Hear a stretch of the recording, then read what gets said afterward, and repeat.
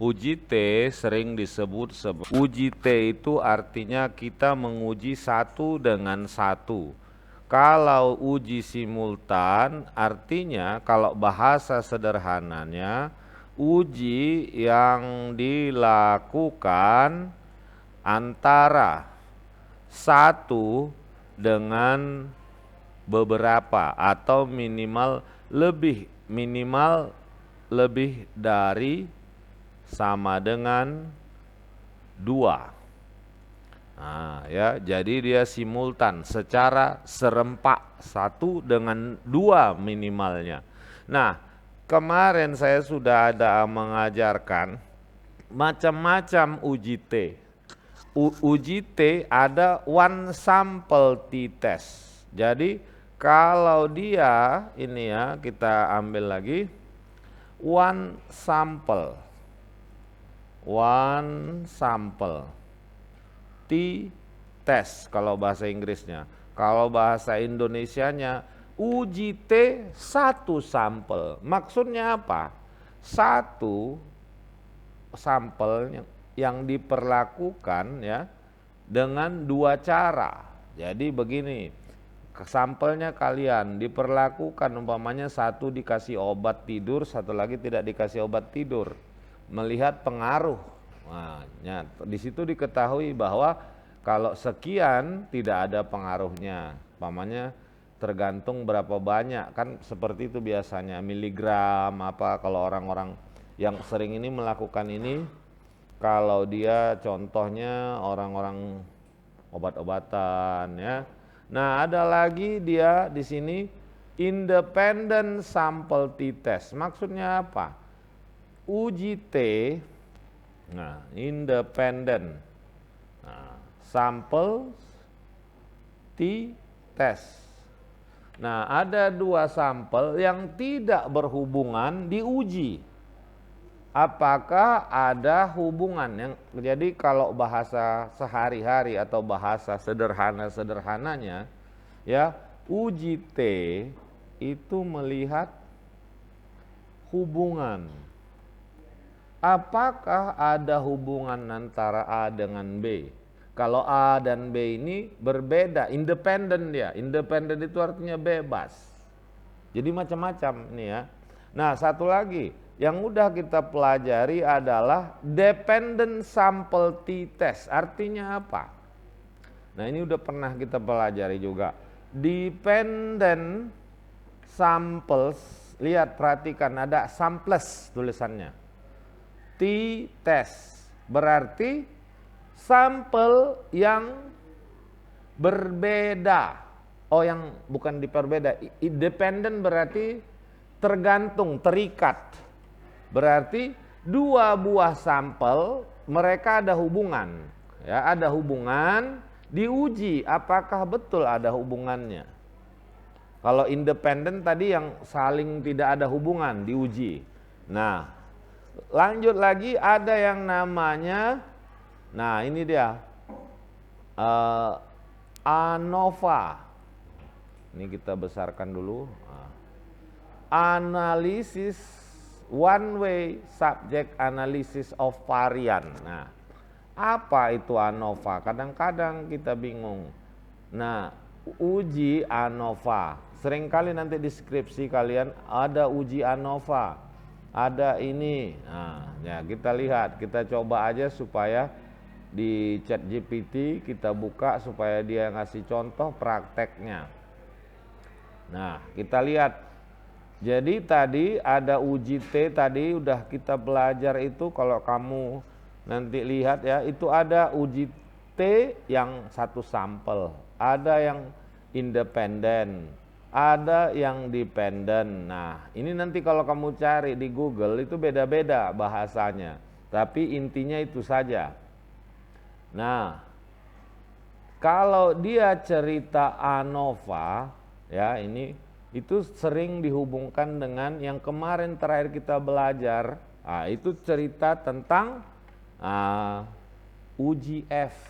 Nah, ya. Nah, kita bikin di sini. Jelaskan fungsi ya. Ya, fungsi uji apa ini? Oh, apa Sarkin? Kok goyang-goyang ya layarnya ya?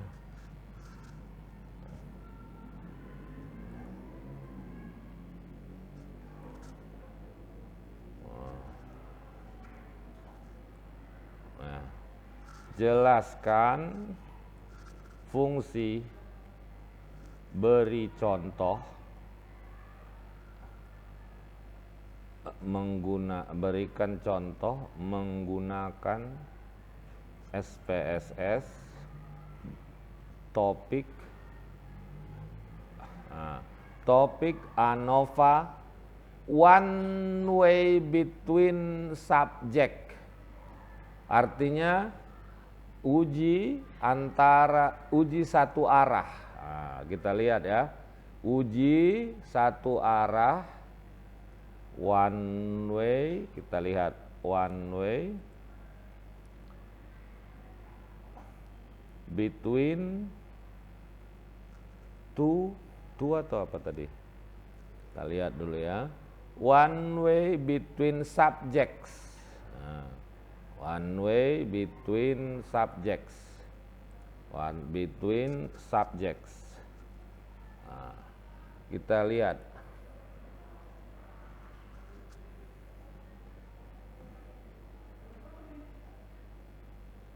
Lambat kali ya kan?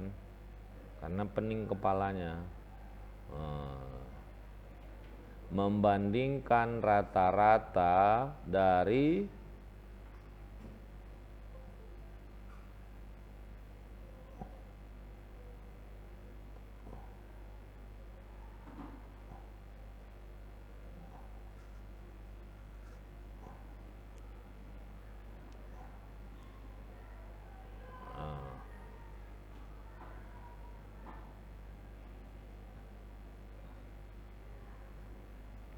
ini nggak ada datanya dikasihnya, berarti kita ganti soalnya. Kita ganti beri contoh dan data latihan menggunakan SPSS. Stop. Kita ganti lagi. Di sini kita bikin buka kurung ANOVA. Save and submit.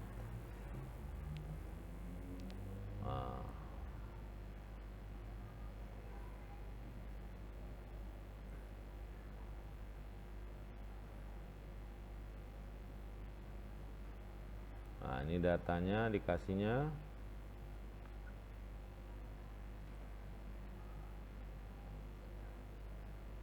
Nah, katanya di sini, ANOVA adalah metode statistik digunakan untuk membandingkan rata-rata dari 3 atau lebih kelompok yang berbeda. Kalau one way digunakan ketika ingin membandingkan rata-rata dari satu variabel independen yang memiliki 2 kelompok kategori. Nah, jadi ada di situ one way, berarti 1. Nah, caranya di sini misalnya Anda ingin menguji apakah ada perbedaan rata-rata skor ujian 3 kelompok siswa, kelompok A, B, C.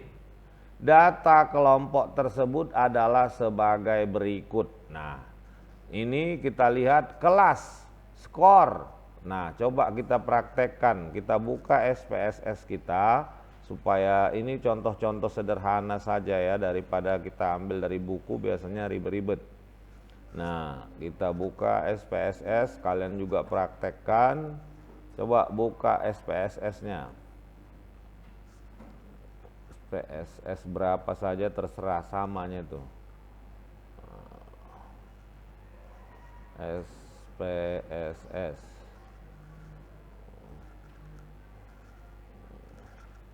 Ini kebetulan di laptop ini SPSS 22. Udah ada kan di laptopmu kan? Nah, kalau nggak ada juga berarti kau memang tak niat mau belajar. Padahal udah dibilang kalau nggak mau nyari di internet, pergi kau ke Pajus, bawa laptopmu, suruh dia menginstalnya di situ. Nah, udah pasti bisa. Ya, semua di Pajus 7.000 tah 5.000 satu CD-nya itu.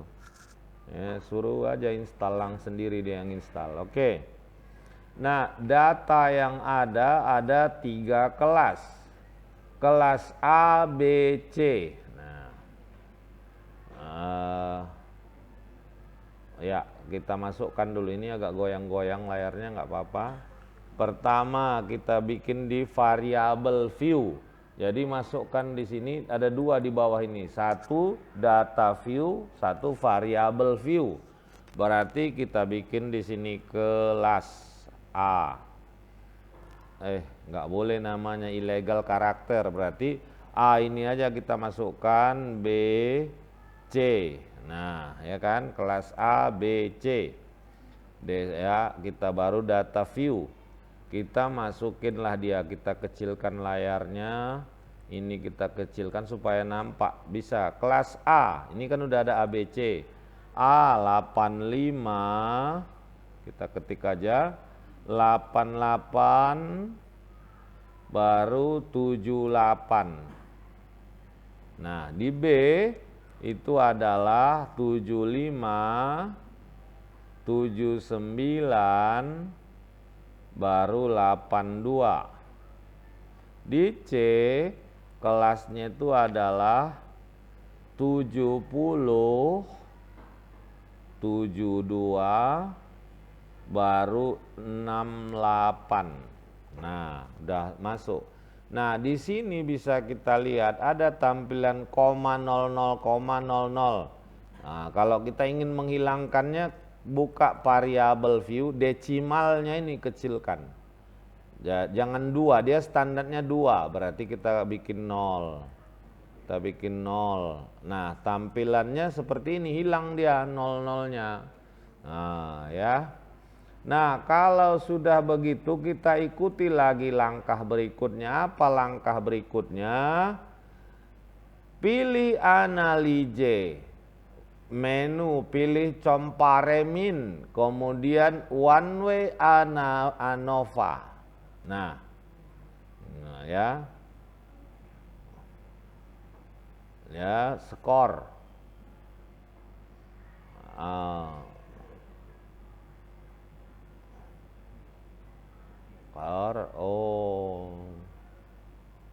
Jadi ini ada kita kesalahan. Kesalahannya apa? Dia ini harus dibagi dia. Nah, ini kita perbaiki. Dia minta kita pertama kita ketik kelas, baru skor. Nah, ini kalau ditampilkan kelas, berarti semua kelas ini nanti isinya ya 33A. Kenapa nggak mau diketik A? Dia tidak mau diketik A di sini. Berarti kita rubah. Nah, ya, di kelas ini ya, dia harus angka yang diisi. Berarti kita kasih dia ini desimalnya kita kecilkan dulu 1, kita label dia A. Nah, kita bikin A sama dengan 1. Nah, ya. Baru kita bikin di sini, nggak usah ini. Kita buat dulu kelas A, B, C. Ini kita hapus, kita delete. Kita buka data. Ini A. Nggak mau huruf, berarti kita rubah dulu di sini. Nah, di mana kita merubah supaya jangan angka? Perhatikan di sini, bentar saya besarkan layarnya supaya kalian lihat. Kalau nggak lihat pun nggak apa-apa, nggak usah ribut. Nanti bisa ada rekamannya ini semua. Ya, nggak usah takut. Nanti bisa kau praktekkan di rumah sambil ngopi-ngopi kau di rumah, kau praktekkan sendiri, ada pertinggalnya. Ya, nggak usah ribut pusing-pusing. Nah, nanti mana tahu kau di rumah sambil ngopi-ngopi, kau buka laptopmu, ya, itu gunanya direkam. Nah, ya, kalau nggak direkam nanti kau jadi apa ya? Nah, seandainya tadi kita bingung, kenapa? Ini data. Kita mau masukkan huruf A di sini. Cep, enter, nggak mau. Berarti ada yang salah. Di mana yang salah? Buka lagi variable view. Nah, ini, ya kan, sudah variable view. Nah, di kelas ini tipe yang ini, type. Ganti dia jangan numerik. Numerik itu artinya nomor, number, angka. Berarti kita klik ini, cep. Nah, pilih dollar, string atau apa. Nah, dot jangan, date tanggal jangan, string. Kita pilih string. Kita oke-kan. Nah, ya kita tes. Bisa nggak ditulis A? Kelas A, enter. Nah, bisa. B, tadi belum dirubah. Ini variable view. Kita buka lagi ini, kita rubah. Oh, bisa semua ini berarti udah. Tinggal langsung aja. B, C. Nah, skor kita copy dia dari sini. Copy. Tadi udah kita masukkan, kita paste. Nah, ini kita copy, kita paste. Oh, paste. Nah, ini kita copy, kita paste. Nah, berarti ini semua A. Nah, ini kita bikin yang B ini A semua. Karena apa? Inilah 3 dia A. Nah, ini A, baru ini 3B. B, B, B. C, C, C. Nah, inilah dia. Nah, sekarang baru kita ikuti petunjuknya tadi yang diberikan oleh ChatGPT. Kita besarkan. Langkah buka analise, compare mean one way. Di one way ANOVA pilih skor dan kelas sebagai faktor. Kita bukalah.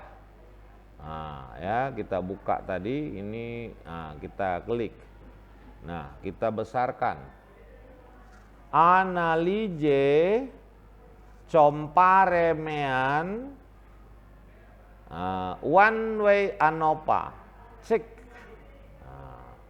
Skor pilih ke tadi katanya apa? Oh, kok nggak muncul kelas di sini? Tunggu ya, kita lihat lagi macam mana tadi petunjuknya. Kelas dimasukkan sebagai faktor. Tadi di sini kita cancel. Nah, ini kelas-kelas. Coba ya, kita ganti dulu, jangan string. Nah, kita ganti numerik data tanggal kelas.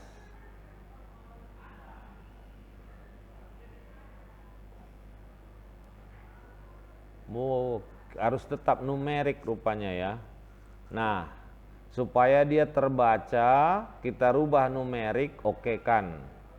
Nah, supaya dia bisa membacanya, ini kita bikin di, saya besarkan. Nah, values. Kita lihat di sini kelas. Dah, kita bikin di sini. Nah, values kita kasih nilai dia. Kita klik 2 kali. Nah, muncul di sini. Value 1 itu sama dengan kelas A. At. Value 2 itu sama dengan B. At. 3 itu sama dengan C. At. Baru oke kan.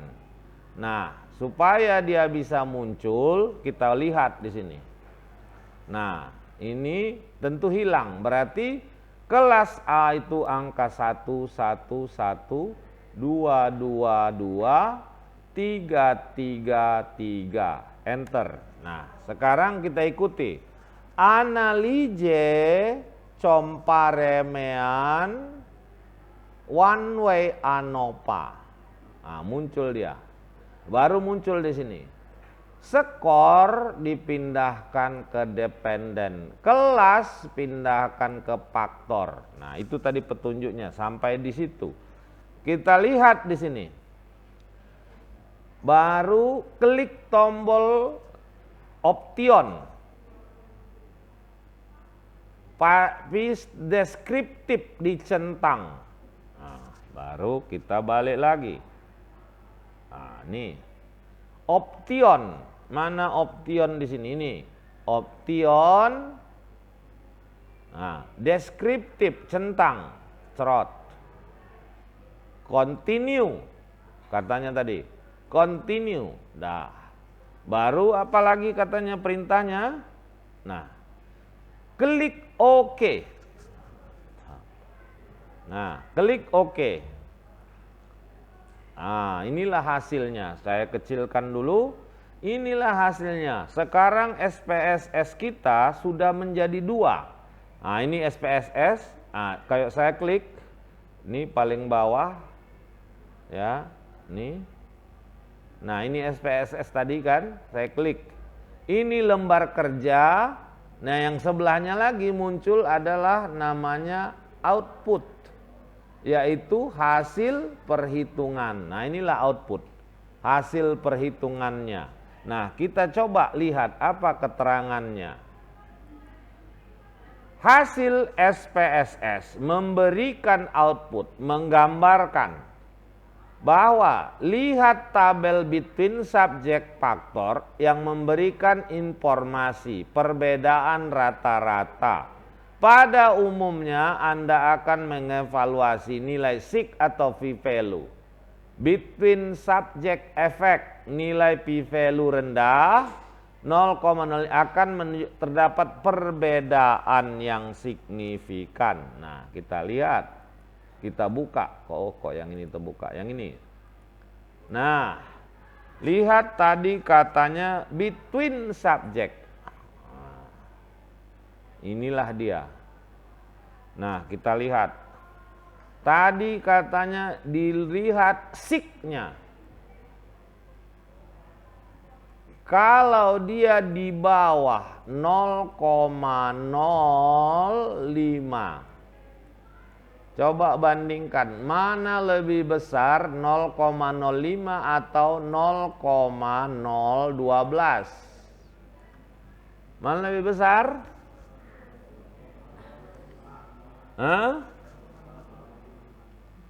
Kalau 0,05 itu sama dengan 5 dibagi 100. Kalau 0,012, 12 dibagi 1000. Mana lebih besar? 5 bagi 100, 5 kue dimakan 100 orang. 12 kue dimakan 1000 orang. Mana lebih besar? 5 kue dimakan 100 orang. 12 kue dimakan 1000 orang. Mana lebih besar? Yang bagian kuenya? Inilah lebih besar yang ini. Berarti ini kalau kita bandingkan ini lebih kecil. Nah, kalau 12 kue dimakan 1000 orang dengan 5 kue dimakan 100 orang. Maka kita lihat terbukti bahwa lebih kecil dia. Apa katanya? Kan kalau kita uji-uji T ini pada umumnya melihat apakah hubungannya ada atau tidak. Nah, dari situ tadi katanya disimpulkannya. Nah, terdapat perbedaan antara kelompok-kelompok tersebut karena lebih kecil. Nah, kembali kita sekarang ke tempat yang tadi. Nah, baik yang namanya, ya ini harus kau ingat sampai mati nih, baik uji F, uji T, ya, uji T maupun uji F, ya, itu sama-sama ingin apa? Tujuannya itu tidak lebih dan tak kurang ingin membuktikan. Nah, membuktikan apakah ada hubungan, apakah ada beda, apakah ada pengaruh. Nah, ya, jadi itu hanya membuktikan. Untuk membuktikan dalam statistik, apa yang dilakukan? Pertama yang harus kita lakukan tentunya harus ada data. Kalau nggak ada datanya dalam statistik itu hoax, bullshit.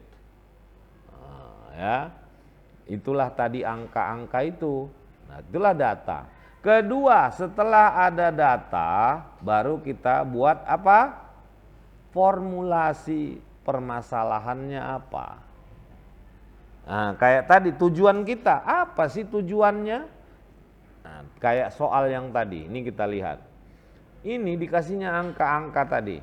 Tujuannya ialah masalahnya apa? Ingin melihat apakah ada bagaimana rata-rata skor ujian antara 3 kelompok siswa tersebut. Nah, itu tadi permasalahannya. Jadi kita hanya ingin melihat apa ada perbedaan atau tidak. Nah, tadi diambil 3 kelas, kelas A, kelas B, kelas C. Diuji mereka, hasilnya sekian. Hasilnya tersebut berbeda atau sama? Ternyata berbeda. Langkah berikut dalam statistik itu adalah membuat hipotesis. Apa hipotesis itu? Dugaan sementara. Nah, harus ada dugaan kita. Hipotesis selalu terdiri dari 2. Nah, hipotesis itu selalu terdiri dari 2. Maksudnya apa? Nggak ada dugaan itu yang 3.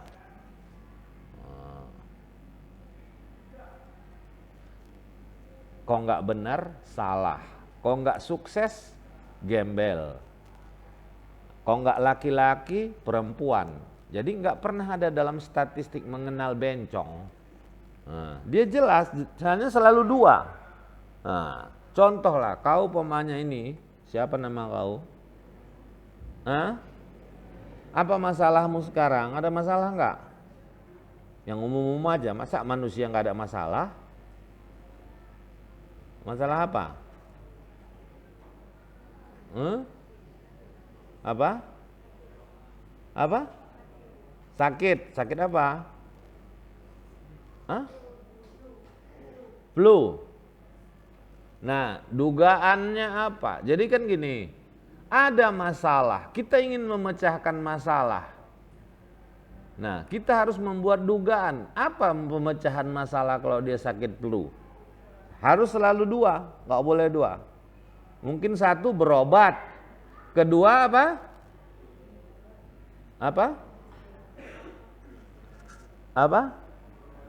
Tidak berobat, atau ke dokter atau tidak ke dokter. Makan obat atau tidak makan obat. Itu saja selalu. Makanya dalam statistik itu jelas, tidak ada yang abu-abu. Jadi kalau kau setiap masalah itu selalu 2 jawabnya, gak pernah ada 3. Itu di pikiran manusia itu yang sekarang. Contoh gini, kau punya masalah apa? Hah? Alah, semua sakit, jangan yang lain lah, coba apa masalah yang lain? Kau dulu yang rambut merah. Ya apa masalahmu sekarang? Bokek. Ya, bokek. Apalah 2 pemecahan untuk bokek? Hah? Minta duit sama orang tua atau atau tidak minta duit, atau diam aja. Nah, terserah mau minta duit sama orang tua dalam pengertian dengan saudara, mau dengan siapa. Tidak ada 3 pilihan dalam statistik, hanya 2. Kenapa orang mau gantung diri? Coba kau ini jilbab hitam, kenapa orang mau bunuh diri? Hah? Kenapa manusia stres? Kenapa manusia banyak pikiran? Terlalu banyak pilihan yang dipilihnya. Nah, ya kan, terlalu banyak kan? Masalahnya hanya sederhana, umpamanya katakanlah dalam pertemanan, ya kan? Atau percintaan atau apapun. Dia terlalu banyak mikirnya, padahal cuma 2 masalah itu kalau dihipotesiskan. Diterima atau ditolak. Iya kan gitu kan? Dia suka sama dia atau pacarnya meninggalkan dia, umpamanya, contohnya ya, meninggalkan. Intinya apa? Dia memilih, mungkin dia nggak cinta, mungkin aku miskin, mungkin ini. Dia pilihan jawaban dia terlalu banyak gitu. Padahal cuma 2 selalu pilihan jawaban, dugaan. Itulah yang harus kita buktikan. Makanya kalian pun kalau nggak mau stres, jangan banyak kali memilih. Karena cuma 2 aja, positif, negatif. Kalau tadi minta uang sama ortu atau tidak minta uang, nggak usah kau cari yang lain-lain. Kalau tidak minta uang, apa langkahnya? Minjam sama kawan, nah, atau kerja. Kan, nah itu baru pilihan. Ya, sama itu. Biasanya orang yang bunuh diri itu terlalu banyak pikirannya. Panjang kali semua dipikirkannya dunia ini. Ya kan? Kalau yang enggak berarti dia ya udah tahu dia. Ya cuman itu aja lah katanya. Dia selalu intinya itu dugaan itu selalu berbau yang positif dan satu lagi yang berbau negatif. Itu saja. Nah, dari soal tadi ya kita lihat. Soalnya sederhana saja. Bagaimana rata-rata skor berbeda dari 3 kelompok tersebut? Kelompok A, kelas B, kelas C. Nah, setelah kita buka SPSS, kita buktikan. Yang perlu, jadi biar tahu kalian, ini saya jelaskan. Nah, ini banyak sekali di sini. Nah, di sini pertama kita lihat ada min. Min ini artinya rata-rata. Di kelas A itu 83,67 skornya. Di kelas B 78,67. N ini artinya apa N? N ini artinya sampelnya.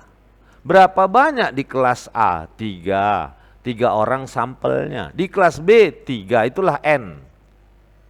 Ya, total semuanya 9 orang yang diuji.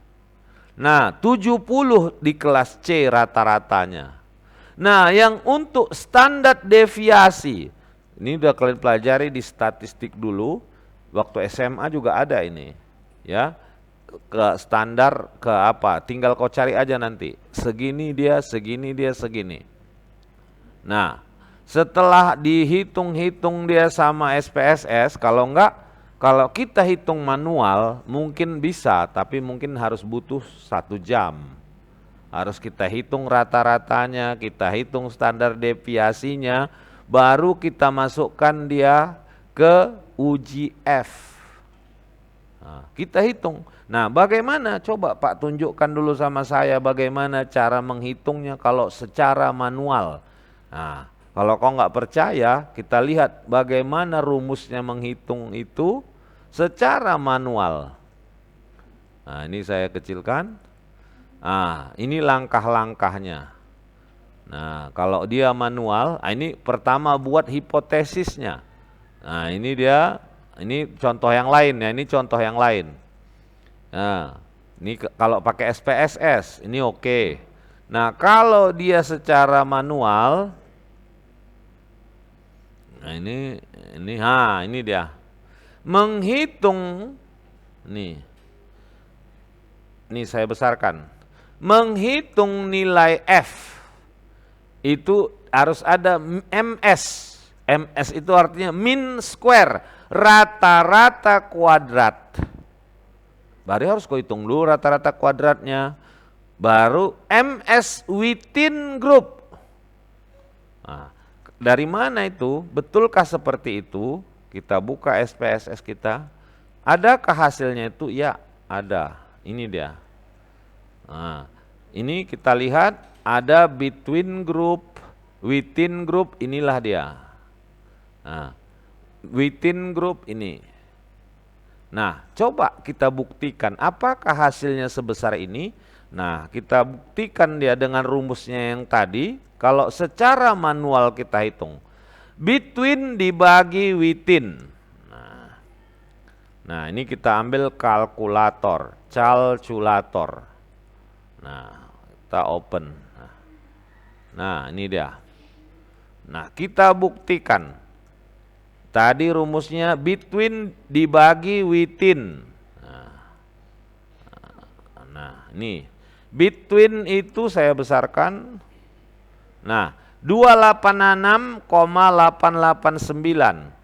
286,889 dibagi,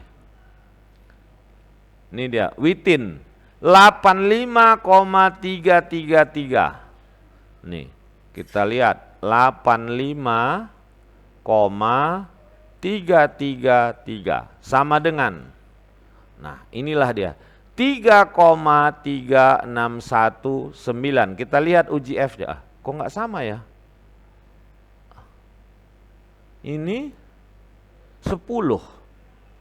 Kok ini tadi between group. Oh, salah. Di mana yang salah? Coba. Iya, betul. Yang kita bagikan adalah sum square. Yang ini yang kita bagi. Sementara di rumus MS. MS itu mean square. Nah, sekarang coba kita buktikan. Mean square-nya ini. Coba kita hapus dulu ini, kita pencet C. Nah, baru kita bikin 143,44. 143,444. Baru ada 14,222. 14 kok ini udah kita hapus dulu nih. Bagi 14,222. Nah, kita lihat sama dengan, ya baru dia 10,08. Kita lihat di sini F-nya. Nah, terbukti kan?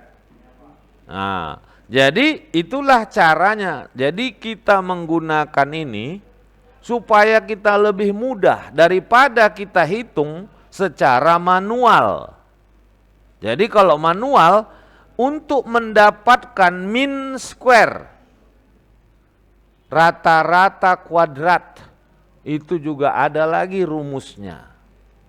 Nah, ya kalau nggak percaya kita buktikan. Coba, nah ini kita ketik aja di ChatGPT. Coba berikan rumus menghitung mean square dalam uji ANOVA. Enter. Kita lihat dikasihnya enggak rumusnya. Ini menghitung mean square. Nah, inilah rumusnya. Mean square ini mencari mean ini. Tadi itu ada 2. Nah, tengok nih panjang sekali rumusnya. Pening kepala kau melihatnya. Nah, ya kan? Seandainya lah disuruh kau menghitung itu manual, mungkin 1 jam juga belum siap. Nah, ya, itulah gunanya teknologi. Nggak mungkin kalau dulu kami masih diajarkan menghitung itu secara manual. Oke, sekarang kita ambil contoh latihan. Masih one way between subject ANOVA. Ini soalnya adalah yang ini. Ini saya masukkan ke grup kita. Coba sama-sama kita praktekkan. Ini saya foto dulu. Nah,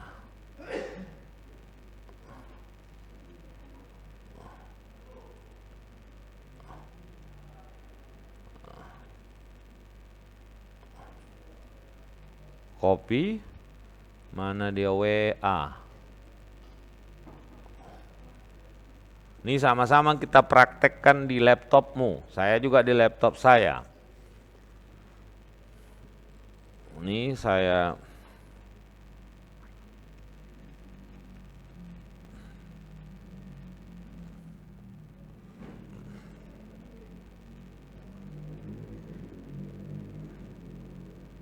matikan aja karena udah saya kirim langsung. Saya matikan juga rekamannya ya.